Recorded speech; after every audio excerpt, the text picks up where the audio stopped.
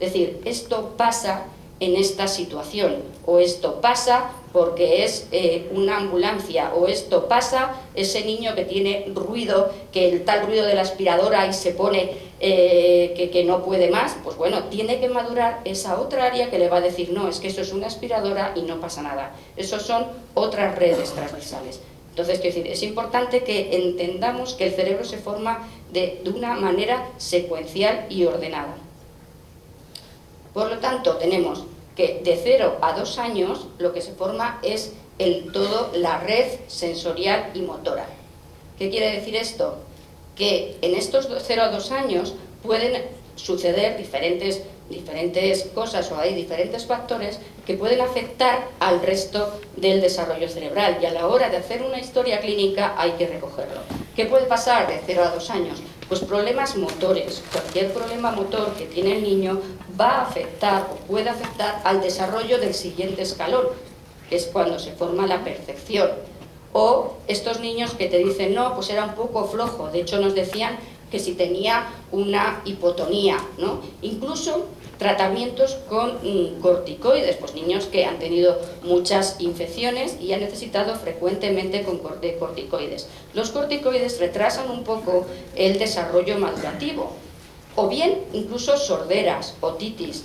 Tener en cuenta que entonces ahí, cuando un niño ha tenido una sordera, tiene muchos problemas de integración. Una sordera que se trata tarde, hay muchos problemas de integración de la información. O sea, quiero decir que el oído es el que nos da la distancia, es también quien nos quita el ruido de fondo. O sea, un problema que tenemos, por ejemplo, son las hipersensibilidades sensoriales. Uno, cuando percibe algo, o sea, quiero decir, percibe o oye algo, niños que tienen esa hipersensibilidad sensorial o que tienen un déficit en la integración de la información sensorial, que todos conocemos, que muchas veces son niños TEA, pero no tienen por qué ser solo los niños TEA, y entonces les molestan mucho los ruidos, les molestan mucho algunas texturas, el tacto.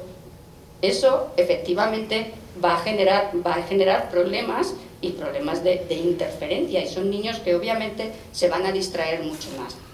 Entonces, después, a partir de los 2 años, de 0 a 2, el cerebro es una fase como muy pasiva, por así decirlo, que es decir, uno va recibiendo información y se van formando los sentidos. Después, a partir de los 2 años, incluso un poco antes, ya entra el área emocional y le vamos a ir dando un sentimiento a todo eso que estamos percibiendo. Y ahí, en esa etapa, es donde pueden estar o originarse los problemas de aprendizaje, los problemas de lectura o los problemas que os he contado antes de integración de la información. O sea, en esta etapa se tienen que formar esas áreas que hacen que se junte lo que yo veo con el sistema motor. El sistema motor nos va a informar de la forma, de la direccionalidad, entre otras cosas. Es decir, es muy importante en la formación, por ejemplo, o en la lectura de las letras, o sea, en el leer y en escribir. Y va a depender entonces muchas veces del problema motor. Traigo esto porque eso ya sería para dedicarnos más tiempo. Aunque yo digo que el tema motor es muy importante en el desarrollo de la lectoescritura, no quiere decir que eso sea una dislexia, pero bueno, ya hablaremos de esto. La dislexia es un fallo muy concreto en esta área, a ver, en esta área. Es un fallo muy concreto en un área concreta. Pero es verdad que las alteraciones estas que os digo, de integración del sistema motor con el sistema visual, una alteración visoperceptiva, va a dar problemas a la hora de leer. Niños que son también más lentos, con un retraso madurativo, también van a dar problemas en la lectura. Por supuesto, los niños que tienen TDAH, pero todo eso no quiere decir que sea dislexia. Es verdad que se trata de otra forma diferente. Y lo mismo pasa pues con las discalculias o con los conceptos numéricos y los problemas de matemáticas, que no me voy a detener tampoco. Si todo esto, además, el niño, lo que os he dicho, está en un estado, por cualquier motivo, hay problemas, un estado de estrés emocional, o simplemente niños con un estado de hiperausia. Eso es muy importante. ¿Qué quiere decir? Estos niños que duermen mal, estos niños que han dormido siempre mal. O sea, pues el otro día en la consulta un niño de 2 años que lleva durmiendo desde que nació, pues duerme 6 horas al día y además fraccionadas. Pues claro, el niño obviamente es muy inquieto, claramente 2 años y medio tampoco es para diagnosticar ya un problema del lenguaje, pero obviamente tenía un problema del lenguaje. Sobre todo lo que tenía, voy a adelantarme, es una ansiedad por separación, que no es tal. O sea, quiero decir, lo que pasaba es que al niño lo separabas de la madre, no había manera. O sea, el hecho de que cuando uno se queda en un sitio, a partir ya de los años ya saben ellos que aunque ellos se queden en un despacho, la madre está en otro. Estos niños, los que hay un problema de comprensión como el que vamos a ver, no lo entienden. Entonces cuando decimos no integran bien la información, entonces los separan de la madre y tienes estos problemas en las consultas, pues que no los puedes evaluar porque hay este problema de comprensión. Y son niños que a lo mejor, pues eso, desde que nacieron no están durmiendo bien, pero si no se duerme bien, lo único que te dice es que el cerebro está sometido a un estrés mayor. ¿Qué pasa con ese estrés que os he dicho? Esas redes que os he contado antes, cómo se desarrolla, cuando pasa esto, cuando hay estados de hiperalerta entre a los 2 años o incluso antes de los 2 años, las redes transversales no se forman bien. O sea, esas redes que me dan el concepto de las cosas no se forman bien. O sea, lo primero que tenemos que hacer cuando pasa esto es bajar la alerta. O sea, regular esa actividad cerebral y dejar que el cerebro forme esas redes transversales y el niño empiece a comprender. O sea, esos niños que muchas veces son diagnosticados de TDAH o de trastorno, no de trastorno del humor, suelen ser de TDAH y que vienen durmiendo mal desde la primera infancia, lo que podemos tener es un problema de comprensión porque esas redes transversales no están bien formadas y entonces los niños no entienden, no terminan de entender la globalidad de las cosas. Y después, y lo he dejado así como al margen, está todo el tema del... He hablado sobre todo del desarrollo cognitivo y del desarrollo de la corteza cortical y cómo implica el área emocional. Pero luego está el desarrollo del área social, ¿no? O sea, cómo determinados hitos que se tienen que ir dando en el área social desde el nacimiento. O sea, lo que es la sonrisa social, que ya tiene que estar presente al mes, el contagio emocional, el contacto ocular, el juego simbólico, que aparece ya a los 2 años, el contacto físico, estos niños si te dejan o no te dejan tocarles, cogerles, se ríen, juegan, reaccionan contigo, o la atención compartida, estos niños que saben, te dirigen el contacto, son capaces de jugar contigo, de interaccionar. Todos estos síntomas que forman parte del desarrollo social, también todos estos signos hay que tenerlos en cuenta, porque ya sabemos que estos síntomas, me he saltado alguna, pero que estos síntomas son del trastorno del espectro autista. Entonces, el trastorno del espectro autista puede tener todos los síntomas que he dicho antes, ¿no? O muchos de los que he dicho antes, o algunos y esos otros, pero esos otros son los específicos del trastorno del espectro autista. O sea, todos los demás, que aunque sí que los puede tener el TEA o un trastorno del espectro autista, si no hay alguno de estos síntomas, no es un TEA. Es otro tipo de trastorno que hay que tener en cuenta. Luego, y a partir ya de los 6 años, vamos a hablar del desarrollo ejecutivo, de ese que está afectado en el TDAH, ¿no? Y ahí ya hay un control mayor de la atención, a partir de los 6 años, hay una capacidad de mantener la atención durante más tiempo y además disminuye, lo que hemos dicho, la inquietud motora, pero disminuye la inquietud motora. Pero luego los he comentado, hay que diferenciar pues esa inquietud que se produce en problemas emocionales y ves que no cede a los 6 años, o esos movimientos estereotipados de los que os he hablado antes, que son del TEA. Bien, y así, yo creo que estos hemos hecho un repaso, voy a ver qué me queda por aquí, con la tecnología.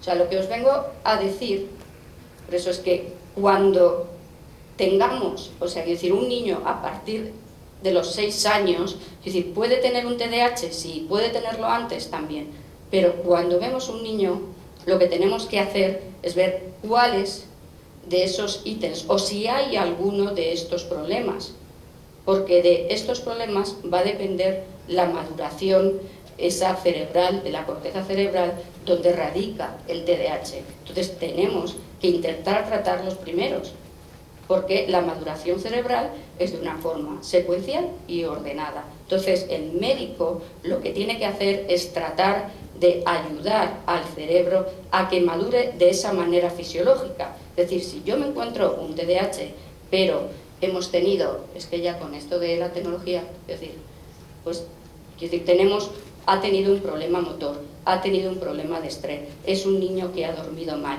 Es decir, todos esos ítems me van a ir informando de qué hay alterado, además de ese control frontal que depende del TDAH. Y eso es lo ideal. O sea, ¿tiene un TDAH? Sí, pero ¿qué tiene más? ¿Y qué tengo que tratar antes que el TDAH? Porque el TDAH es lo último, está en las áreas que maduran en último lugar.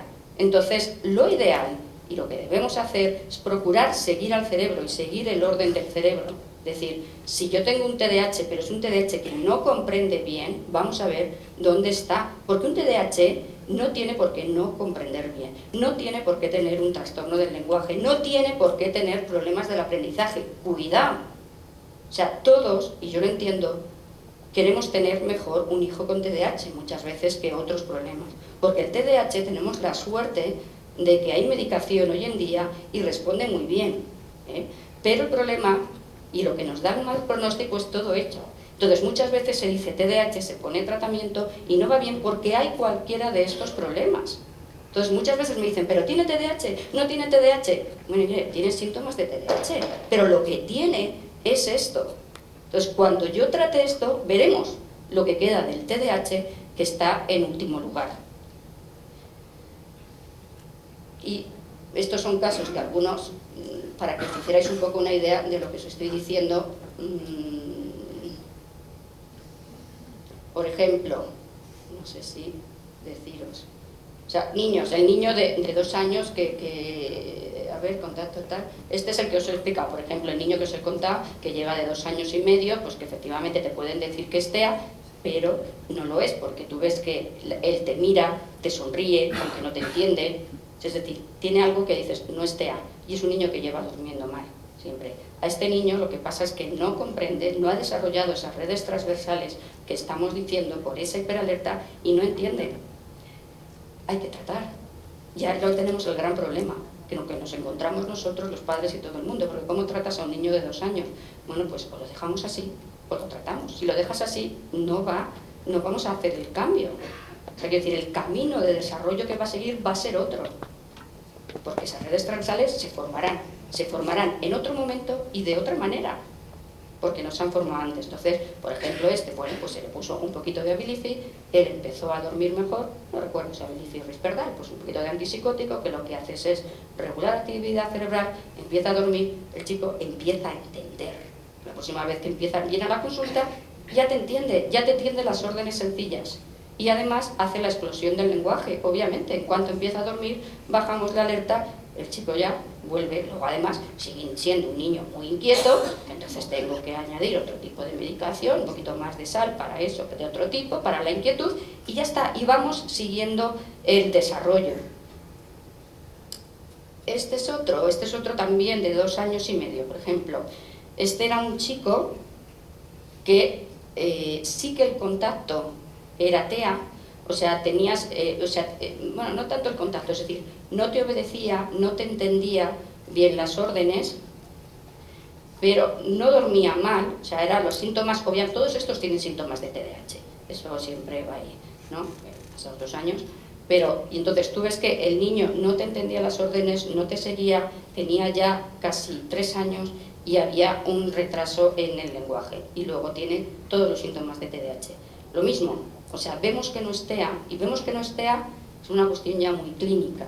O sea, quiero decir, no hay Si no han aparecido esos síntomas que os he dicho específicos, y únicamente lo que ves es que no te comprende, pero el chico con su madre reacciona bien, interacciona bien, le sonríe bien, tiene muchos rasgos TEA, pero no tiene los específicos.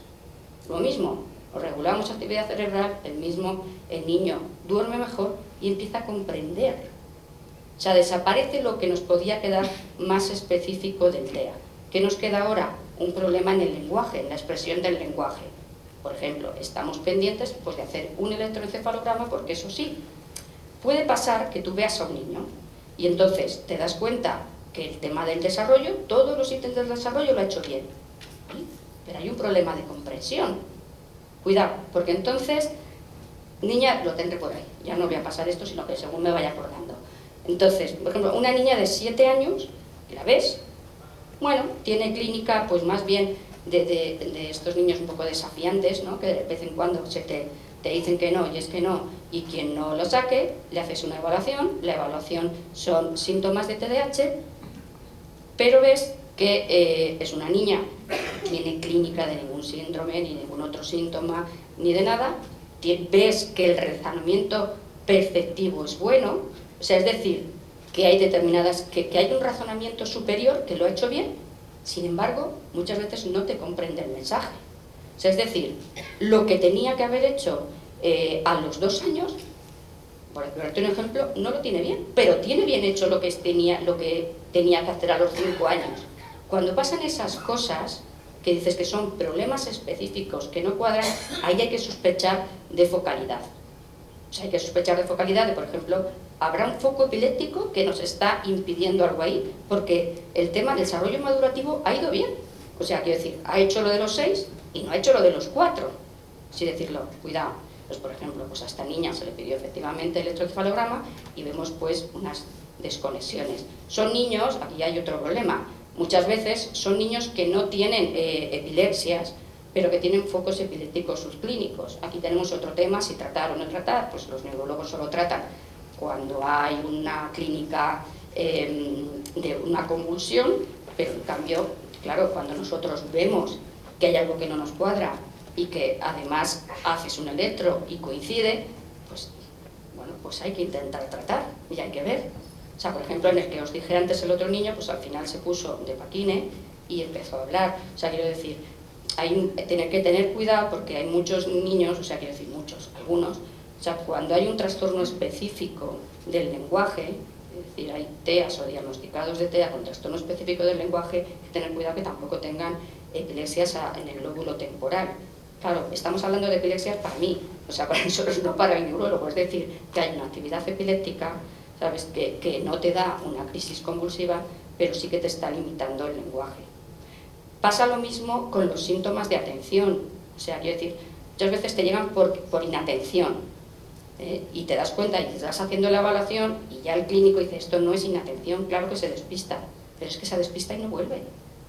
Es que se despista y vuelve y no sabe dónde estábamos. O es que se despista y a la vez que se despista hace así. Claro, esto no es atención, hay que pedir el electroencefalograma. Serán crisis de ausencia, serán crisis... O sea, este es el tema, ¿no? Entonces, aquí me centran en estos niños que llegan pequeños, digamos que con toda la clínica de TDAH, que llegan a los 6, que llegan a los 7, entonces hay que ver dónde está el fallo e ir desde atrás. Y luego cuando lleguemos, según vayamos solucionando esa secuencia de desarrollo, ya está. Aquí ya solo nos queda TDAH, o ya no podemos avanzar más en el resto, pues ponemos la medicación de TDAH. ¿Por qué? Y ya a ver si con esto por lo menos que no se me olvide decirlo. Porque la medicación de TDAH, primeramente, hay que saber obviamente para lo que no funciona. Para la enfermedad bipolar, cuando estamos hablando de cuadros de humor, mucho cuidado, porque claro, cuando tú pones una medicación de TDAH, sobre todo de tipo metilfenidato, el Banse, o sea, de los estimulantes, van a empeorar. Si lo que estamos hablando es un problema de humor o una enfermedad bipolar, cuidado, que va a empeorar. Cuidado con esos niños que pones medicación y empeoran. O sea, no todos quieren decir que tengan una enfermedad bipolar, pero cuidado porque ahí puede haber, o sea, es decir, cuando hay un problema de ese tipo, lo último que hay que hacer es tratar el TDAH. Primero hay que tratar la enfermedad bipolar y después veremos lo que queda de TDAH y cómo se trata. Es decir, este es el tema. Luego, estoy hablando de estos que vienen de 6 años, 8 años. Y hay que buscar hacia atrás y mirar. Porque claro, luego ya te vienen 12 años. 12 años, 14 años, tratados toda la vida de TDAH, y ves que tienen mucho problema de aprendizaje y que no tienen un desarrollo cognitivo, quiero decir que para la edad. Entonces, bueno, pero es que esto no es un TDAH. Entonces no pueden entender por qué no es un TDAH, o no es solo un TDAH. O sea, un TDAH no tiene por qué tener ningún problema cognitivo, no tiene por qué tener un problema de aprendizaje. Un TDAH lo que tiene es que no mantiene la atención, que se distrae, y eso le puede ocasionar desfases curriculares, le puede ocasionar problemas del aprendizaje. O sea, no, le puede ocasionar un fracaso académico, pero el chico entiende bien, y el chico sabe matemáticas, y el chico sabe todas las cosas. Entonces, claro, cuando te llegan a los 14 años y dicen, es que mire, has tratado toda la vida de TDAH, fue bien y va bien, pero ya no lo conseguimos. Bueno, y claro, pero es que no tiene problema, claro que tiene un TDAH, pero le haces a lo mejor una evaluación y te encuentras que tiene un trastorno de lectura importante, no una dislexia, sino tiene una alteración de ese tipo, isoperceptiva, ¿no? O a veces hay problemas motores claros, que estás viendo al niño diagnosticado de TDAH, que también incluso están diagnosticados de trastornos motores, pero están tratados siempre con metilfenidato y únicamente han prestado atención al TDAH. Y entonces, sí, pero siempre la han tratado ya, pero es que como tenía un problema motor, el origen, él, aunque tenga un problema TDAH, tiene un problema de comprensión, de integración de la información, porque la vía motora no llegó al cerebro de la misma manera que ha llegado a nuestros sitios, y no ha hecho las mismas conexiones. Y de hecho estos niños, tú les miras, y claro, hay un problema, cuando haces un WIS, no sé qué, o sea, todos los test, ves que hay un problema cognitivo de comprensión de la información global. Hay muchos problemas con las matemáticas y hay muchos problemas o han tenido problemas con la lectura.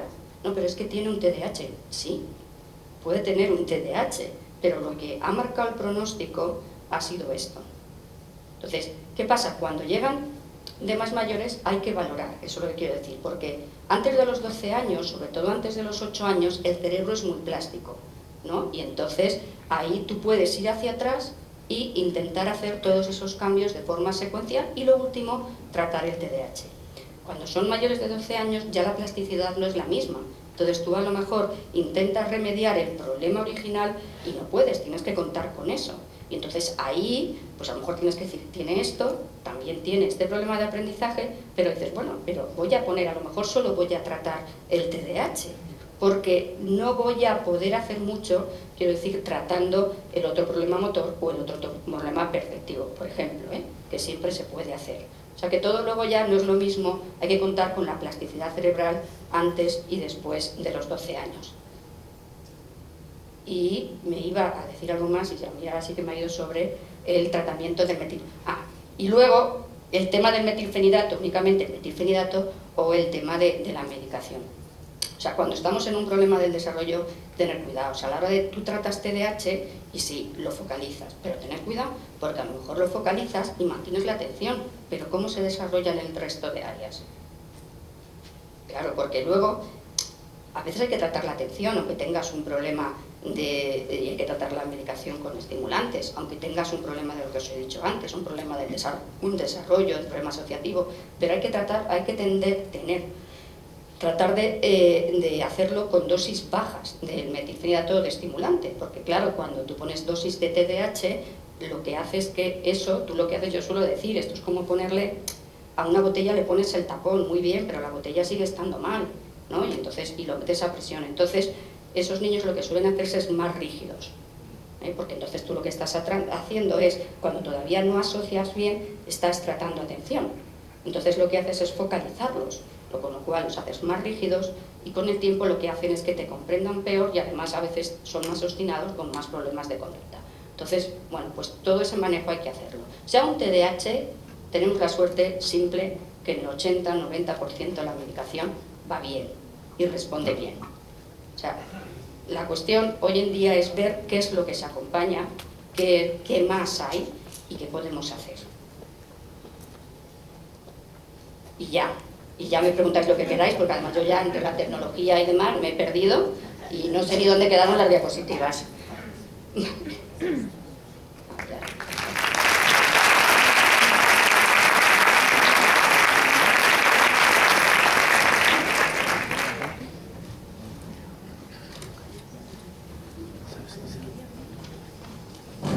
A ver, es que... Vale, mejor contestar, porque además yo ya iba perdida, ya no sabía... Entonces... Uy, qué montón de diapositivas quedaban sin poner. No, pues nada, otra vez. Seguro que salen en las preguntas. Es que al ver la cantidad de preguntas, pues damos un poco de prioridad a resolver dudas. Si acaso alguna no se responde, pues a lo mejor posteriormente se puede hacer en la web o lo que sea, ¿vale? A ver, la primera. ¿La medicación puede ocasionar problemas cardíacos? Esto yo lo he escuchado a muchos padres, ¿vale? Aumento de las pulsaciones en reposo. Su hijo o hija toma el Vance 70. Sí, o sea, claro que puede aumentar. La cuestión es que eso sea un problema, ¿sabes? O sea, claro que puede aumentar un poco la frecuencia cardíaca, pero eso es lo mismo, o sea, ese es el tema de que haya un problema, ¿no? A veces nos pasa que se cansan mucho, si son muy deportistas, a veces se cansan antes. Y entonces, bueno, pues eso hay que tenerlo en cuenta. De ahí a que sea un problema cardíaco o que pueda generar problemas cardíacos es diferente. O sea, una cosa es que te aumenten las pulsaciones y otra cosa que te genere un problema. Es verdad que la medicación hay que tener en cuenta el problema cardíaco, pero el único problema que hay, que se ha descrito, y es en los casos en los que haya una miocardiopatía congénita, ¿sabes? Porque bueno, hay descrito pues, un caso de muerte súbita, pero para eso se pregunta por antecedentes familiares de muerte súbita de causa cardíaca, y eso se suele saber cuando son esa causa, ¿sabes? Muchas veces la mayoría no hay, y si tiene alguna duda se pide un electroencefalograma, un electrocardiograma o consulta. Yo con mis cerebros estoy perdida. Entonces se pide esto y bueno, generalmente no suele haber ningún problema.